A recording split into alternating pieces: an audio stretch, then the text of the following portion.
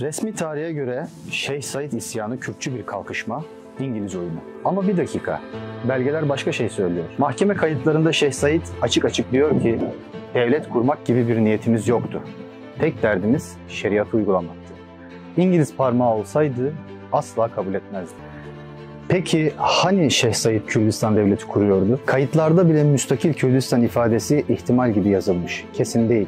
Yani ortada bağımsız bir devlet fikri yok. Sadece şeriat talebi var. Dahası var. Mustafa Kemal imzalı kararnamede bile bu bir Kürt isyanı değildir. İrticai bir harekettir deniyor. Yani Kürtçülük bahanesi sonradan uydurulmuş. Gelelim İngiliz meselesine.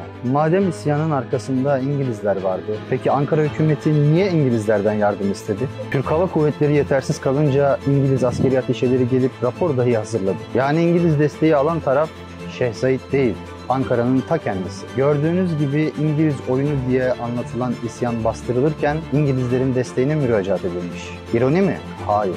Tam anlamıyla tahrif. İşte biz bu yüzden diyoruz ki gerçek tarihe giden yol tahrifi değil, tasihi esas almaktan geçer. Şeyh Said gerçeği sebil tarihte.